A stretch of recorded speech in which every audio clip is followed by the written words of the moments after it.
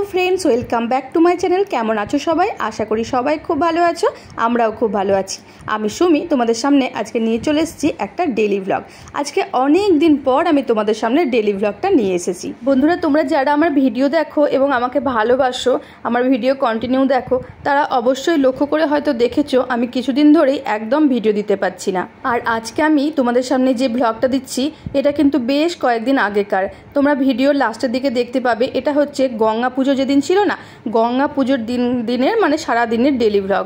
তো আমি একদমই সময় করে উঠতে পারছি না, ভিডিও যদিও বা করছি কিন্তু এডিট করার আর সময় হয়ে উঠছে না। তো বন্ধুরা, তোমাদের কাছে আগে আমি ক্ষমা চেয়ে নিচ্ছি, প্লিজ আমাকে ক্ষমা করো। আমি একদম রেগুলারিটি রাখতে পারছি না আমার ভিডিওতে, এত চাপ বেড়ে গেছে, কাজের চাপ তো আছেই। আর রাত্রেবেলায় যে ভাবি আমি ভিডিও এডিট করব, একদম পারি না। সারাদিন ধকলের পরে প্রচণ্ড ঘুম পেয়ে যায়। তবে আমি জানি আমার মিষ্টি বন্ধুরা অবশ্যই আমার পাশে থাকবে। কি থাকবে তো বন্ধুরা। তো আজকের দিনটা তোমরা দেখতে পাচ্ছ, আমি ব্লগটা শেয়ার করছি। রাত্রে ডিউটি ছিল, সকালবেলায় চলে এসে স্নান টান করে নিয়েছি, আর এখন দেখছো পুজোটা সেরে ফেললাম। তো বন্ধুরা, দেখতেই পেলে পুজোটা সারা হয়ে গেছে। এখন চলে এসেছি ঘরে, আর এই যে ঘরে চুল টুল ছেড়ে একটু বসে পড়েছি। এত গরম পারা যাচ্ছে না, সেই জন্য ফ্যানের তলে বসে গেছি একটু চুলটা শুকোতে। আর এখন ঘরের কাজগুলো শুরু করব। ঘরটা পুরো অগোছালো হয়ে আছে, মেয়ে ঘুমোচ্ছিল। আসলে আমার ছিল নাইট ডিউটি, আর ডিউটি থেকে ফিরে এসে স্নান টান করে কাপড় টাপড় কেচে শ্যাম্পু করে স্নান করেছি। দেখতেই পাচ্ছি চুলটা এখনও ভেজা। তো দেখতেই পেলে পুজো সারা হয়ে গেছে। পুজো করে একদম ঘরে চলে এসে এখন বসে আছি, একটু বসবো, রেস্ট করব, তারপর ঘরটরগুলো গোছাবো। আর তোমাদের দেখাচ্ছি ঘরের অবস্থা। আসলে মেয়ে ঘুমিয়েছিল তো, আর দেরি হয়েছে উঠতে, ওই জন্য বিছানাটা তোলা হয়নি, মাও তোলেনি। তো তোমাদের দেখাচ্ছি কি অবস্থা হয়ে আছে। এখন ঘরটা গোছাবো, তো তোমরা ডেলি ভ্লগটা কিন্তু দেখতে থাকো, ঠিক আছে? তো দেখো ঘরের অবস্থা, এই যে বিছনা তোলা হয়নি, মশারি এখনও তোলা হয়নি। তো আমি এখন ঘরটরগুলো পরিষ্কার করব। খুব বাজে অবস্থা হয়ে আছে ঘরের। তো চলো কাজ করতে থাকি, তোমরা দেখো। তো বন্ধুরা, কাজে লেগে পড়েছি। দেখো প্রথমেই আমি বিছানাটা গুছিয়ে নিচ্ছি। আর কি বলো তো, বিছানাটা যদি গুছিয়ে না হয় না, মনে হয় ঘরের মানে 70% কাজ হয়ে গেল, তাই না? তো মেয়ের স্কুল তখনও পর্যন্ত খোলেনি। মেয়ের স্কুলের গরমের ছুটি চলছিল, ওদের অনেক দেরি করে গরমের ছুটি দিয়েছিল, বেসরকারি স্কুল। আর এতদিন পর আমি ভিডিওতে ভয়েস ওভার দিচ্ছি, ওদের কিন্তু এখন স্কুল খুলে গেছে। তোমরা ভেবো না এখনও পর্যন্ত গরমের ছুটি চলছে, ওদের স্কুল কিন্তু খুলে গেছে। তো যাই হোক, ও ঘুম থেকে উঠে যাওয়ার পরেই আমি বিছনাগুলো তুলে নিচ্ছি। আর আজকে সব বালিশের ওয়ার, তারপর দেখতে পাচ্ছ বিছনা চাদর টাদর সবই তুলবো। প্রতি সপ্তাহে বেডশিট, পিলো কভার এগুলো চেঞ্জ করি। আবার কখনো কখনো 2-3 দিন পরও করতে হয়, কারণ মেয়ে খুব নোংরা করে। তো তোমরা আজকে এই ভিডিওটা দেখছো, আমি ভেবেছিলাম এই ভিডিওটাও হয়তো তোমাদের সামনে এডিট করে আমি তুলে ধরতে পারবো না। আমি পুরোপুরি ভেবেই নিয়েছিলাম আমি হয়তো আর ইউটিউব ভিডিও করতে পারবো না। আমি জানি না আমি ইউটিউব ভিডিও আর করতে পারবো কি না, আমি জানি না। কিন্তু আজকে তোমাদেরকে এই ভিডিওটা দিয়ে আমার সত্যি খুব ভালো লাগছে। যেহেতু ভিডিওটা আমার মোবাইলে করা ছিল, আমি দিতে পারছিলাম না, আমার এত কষ্ট লাগছিল, আমি এডিটই তো করতে পারছিলাম না। রাতে যদিও বা ভাবছিলাম আমি এডিট করব, মেয়ে অনেক দেরি করে ঘুমাচ্ছে, তারপর আমার ঘুম পেয়ে যাচ্ছে। কি করব বলো দেখি? খুব ইচ্ছা হয়, জানো তো, আমার খুব ভালো লাগে ভিডিও করতে, কিন্তু আমি আর পারছি না। আর সব কাজেই একটা মানসিক জোর দরকার, জানো তো। মানসিক জোরটা যদি একবার একটু ভেঙে যায় তাহলে ব্যাস, সেই কাজে ইরেগুলারিটি চলেই আসবে। আর সব থেকে বড় কথা, আমার ইরেগুলারিটি এসছে সেই কারণেই। আমি কিছুদিন ভিডিও দিতে পারছিলাম না, বেশ অনেকটা গ্যাপ হয়ে গেছিলো। তখনই আমার মাইন্ডটা একদম ডাইভার্ট হয়ে গেছে, জানো তো। তো দেখো, তোমাদের সাথে গল্প করতে করতে আমার ঘরটা কিন্তু গোছানো হয়ে গেছে। ঘরটা তোমাদেরকে দেখিয়েছিলাম কি অবস্থা হয়েছিল বলো তো, এখন কতটা ভালো লাগছে। সকালে মাসি এসেছিলো, মাসি এসে বাসন মাজা, ঘর ঝাড় দেওয়া, মোছা এগুলো করে দিয়ে চলে গেছে। তো এই সমস্ত কাজগুলো বাকি ছিল, আমি এখন এগুলো করে নিচ্ছি। বন্ধুরা, তোমরা যদি চাও যে আমি আরও এরকম ডেলি ভ্লগ বানাই, প্লিজ আমাকে কমেন্ট করো। আসলে আমি জানি না আমি আর ভিডিও বানাতে পারবো কি না। তো তোমরা যদি কমেন্ট করো তাহলে আমার ভালো লাগবে যে তোমরা আমার ভিডিও দেখতে চাও, তাহলে আমি চেষ্টা করব যে ভিডিও বানাতে। দেখতে পাচ্ছ বেডশিট, পিলো কভার এগুলো সব খুলেছি, কিন্তু আজকে বেডশিট, পিলো কভার এগুলো আর কাচছি না, কারণ স্নান টান হয়ে গেছে। তো আজকে দেবো মশারিটা ওয়াশিং মেশিনে। তো মশারি যদি ওয়াশিং মেশিনে দেওয়া যায় খুব ভালো পরিষ্কার হয়, কিন্তু মশারির সঙ্গে কোনো কাপড় চোপড়ই দেবো না, কারণ মশারি নিজেই এমনভাবে ওয়াশিং মেশিনের মধ্যে জড়া পোল্টি পাকিয়ে যাবে যে কি বলবো।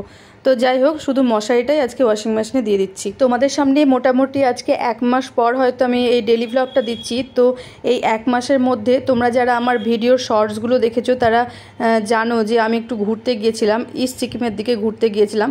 তো সেই ভ্লগগুলো আমি তোমাদের সঙ্গে কিছুই শেয়ার করতে পারিনি, কারণ সময়ের অভাব। যেটা বলছি তোমাদেরকে, আমি যদি পারি তাহলে আমরা যে ঘুরতে গেছিলাম ইস্ট সিকিম, তো কিভাবে গেলাম, কখন গেলাম, কবে গেলাম সব আমি তোমাদের সঙ্গে শেয়ার করব। এখন দেখছো ঘরের কিছুটা কাজকর্ম করে আমি নিয়ে বসে পড়েছি ছাতুর শরবত। সকালবেলায় ডিউটি থেকে আসার পর থেকে কিছুই খাওয়া হয়নি, স্নান করে শুধু চা খেয়েছিলাম পুজোটা করে, সেটা তোমাদের সাথে আর শেয়ার করিনি। তো এখন খেয়ে নিচ্ছি আমি ছাতুর শরবত। এই ছাতুর শরবতটা খেলে, আর এখন যা গরম পড়েছে বলো তো, দিন দিন এত গরম বেড়ে যাচ্ছে, এই ছাতুর শরবতটা কিন্তু অনেকটা এনার্জি দেয়। ওইদিকে মেয়েরও কিন্তু জলখাবার খাওয়া হয়ে গেছে, ও একটু পড়তে বসেছে। আর এদিকে আমি এই আমার ছাতুর শরবতটা খেয়ে লেগে পড়েছি আবার কাজে, ডাইনিংটা গোছানোর কাজে। সোফাটা এখন ঝেড়ে নিচ্ছি। আর ওই দেখো মেয়ে পড়তে বসেছিল, পাশের বাড়ি থেকে গিনি, মানে ওর একটা দিদি হয়, তো ও যেই এসছে আবার শুরু করে দিয়েছে দৌড়ঝাঁপ। আর দেখছো আমি এখন ডাস্টিং করে নিচ্ছি। এই ডাস্টিংগুলো না করলে এত ধুলো পড়ে কি বলবো তোমাদের, প্রতিদিনই ডাস্টিং করতে হয়। ডাস্টিং কমপ্লিট করে আমি আবারও একটু ঝাড়ু দিয়ে নেব।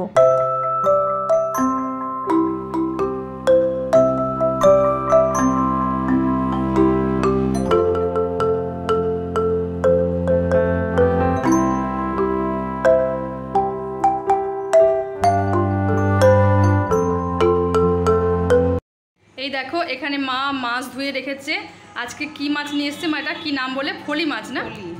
তো এটা হচ্ছে ফলি মাছ। আমাদের বাড়িতে সেরকম এই মাছটা কোনোদিন আমি খেয়েছি বলে আমার মনে পড়ছে না। আজকে হাজব্যান্ড নিয়ে এসছে, দেখি আজকে কি করে এটা মা রান্না করে আর খেতে কেমন লাগে। তো দেখো তোমরা কিন্তু ব্লগটা দেখতে থাকো, আর কি করে রান্না করে সেটাও কিন্তু আমি দেখাবো তোমাদেরকে। দেখি মা পিসগুলো একটু দেখাও। দুটো মাছ ছিল না? এটা ডিম নাকি?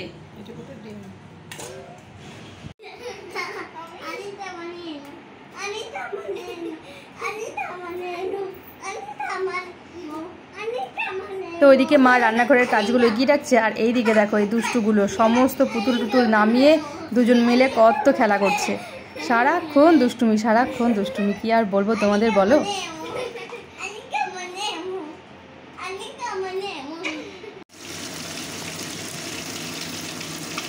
এখন দেখতে পাচ্ছ রান্নাঘরে চলে এসেছি, আর এদিকে রান্নাবান্নাও শুরু হয়ে গেছে। মাছগুলো মা ভাজতে চাপিয়ে দিয়েছে, আর এইদিকে ভাতের জলও চাপানো হয়ে গেছে। আর এই দেখো ডাল ভিজানো আছে, এটা হবে সেই কুমড়োর ডগাগুলো হয় না, কুমড়োর ডগা। এদিকে কুমড়োর ডগাও কিন্তু সিদ্ধ করতে চাপিয়ে দেওয়া হয়েছে। উফ, কুমড়োর ডগার শাকগুলো খেতে যা লাগে না, আমার তো খুবই ভালো লাগে। আর এই ডাল বাটা দিয়ে তো আরও ভালো লাগে। তোমাদের কেমন লাগে অবশ্যই কিন্তু কমেন্ট করে জানাতে ভুলো না। তো ওইদিকে আমি ঘরটার গুছাচ্ছিলাম, আর এদিকে মা কিন্তু সব কিছু বানিয়ে টানিয়ে রেখেছিল। দেখতেই পেরে কুমড়োর ডগাটা ভালো করে মা বানিয়ে টানিয়ে সেদ্ধ করতে চাপিয়ে দিয়েছে। আর আমি এখন ডালটা ভালো করে বেটে নেব মিক্সিতে। আমি খুব একটা ভালো রান্না পারি না, কিন্তু মায়ের কাছে থেকে মায়ের কাছ থেকে কিন্তু আমি সব শিখে নিচ্ছি। মাকে হেল্প করাও হয়ে যায় আর আমার রান্না শেখাও হয়ে যায়, এক ঢিলে দুই পাখি মেরে নি, তাই না? তো তোমরা অনেকেই বলতে পারো বাবা এখনো পর্যন্ত রান্না বান্না শিখছে, এত বড় হয়ে গেছে এখনো পর্যন্ত রান্না বান্না শিখে উঠতে পারেনি। তো মানুষের কি শেখার কোনো শেষ আছে বলো? মৃত্যু পর্যন্ত মানুষ কিছু না কিছু শিখেই যায়। তো এইদিকে দেখো রান্না কিন্তু চলছে। এইদিকে ফলি মাছটা ঝোলের মধ্যে দিয়ে দেওয়া হলো, আর ঝোলটা কিন্তু সর্ষে পোস্ত দুটো দিয়েই করা হয়েছে। একটু কালো জিরে আর শুকনো লঙ্কা ফোড়নে দিয়ে দেওয়া হয়েছিল, তারপরে সর্ষে পোস্ত বেটে নিয়েছিলাম। আর সর্ষে পোস্তটা বেটে সর্ষে পোস্তটা অত কষাতে হয় না, আর একটু কাঁচা লঙ্কা বেশি করে দিলে একটু ঝাল ঝাল হবে, বেশ ভালোই লাগে। একটু ইলিশ মাছের মতনও লাগে খেতে ঝোলটা। এই মাছে প্রচুর কাটা হয়, প্রচুর কাটা। আমি তো ভাবছিলাম মেয়েকে কি করে কাটা বেছে খাওয়াবো, কারণ আমার ধৈর্য সহ্য একটু কম আছে। এদিকে ডালের বড়াগুলোও ভেজে নিচ্ছিলাম, শাকটা দিয়ে হবে। এই শাকটায় ফোড়নে শুকনো লঙ্কা, একটুখানি হিং আর একটু কালো জিরে আর বেশি করে রসুন দিতে হবে, তাহলে কিন্তু হেভি টেস্টি হবে। আমি রান্না করতে গেলে আমার একটা প্রবলেম হয়, আমি শুধু ফোড়ন ভুলে যাই যে কিসে কি ফোড়ন যাবে, তাই মাকে শুধু জিজ্ঞাসা করি। আর এইদিকে দেখো বড়াগুলো ভাজছিলাম আর খাচ্ছিলাম, আমার ঘেমে স্নান হয়ে গেছিলাম।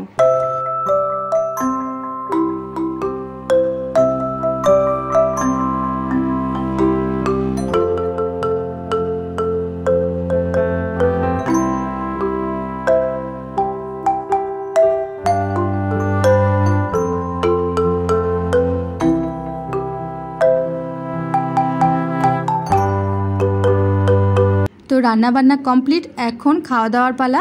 এখন সবার জন্য ভাত বেড়ে নেওয়া হচ্ছে, আর ওই ডালের বড়াগুলো কিছুটা শুকনো বড়াগুলোও রেখে দেওয়া হয়েছিল ভেজে। আর আমি বর আর মেয়ে বসে পড়েছিলাম একসাথে খেতে। আমি মেয়েকেও খাইয়ে দিচ্ছিলাম আর নিজেও খাচ্ছিলাম।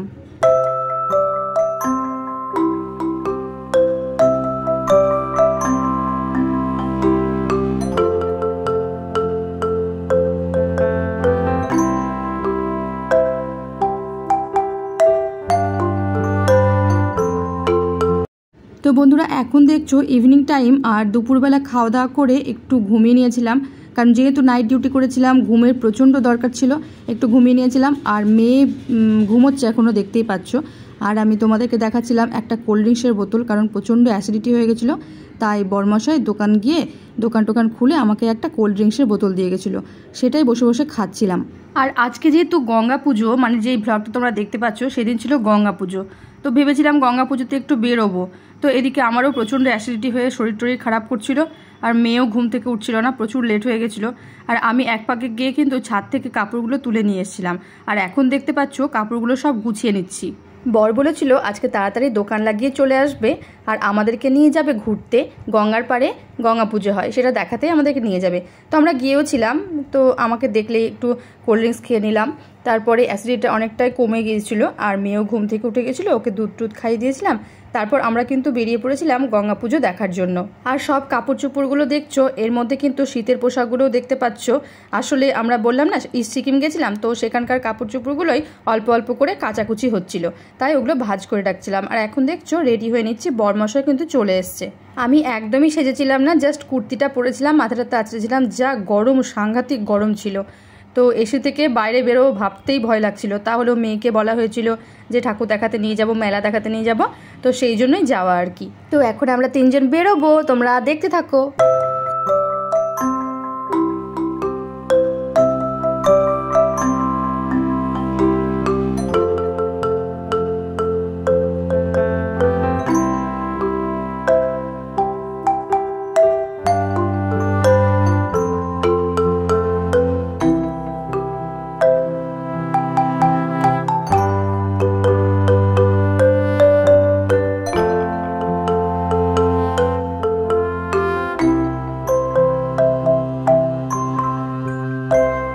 তো বন্ধুরা দেখতেই পেলে বেশ ভালো সময় এসেছিলাম, প্রসাদ বিতরণ হচ্ছিল, প্রসাদও পেয়ে গিয়েছিলাম।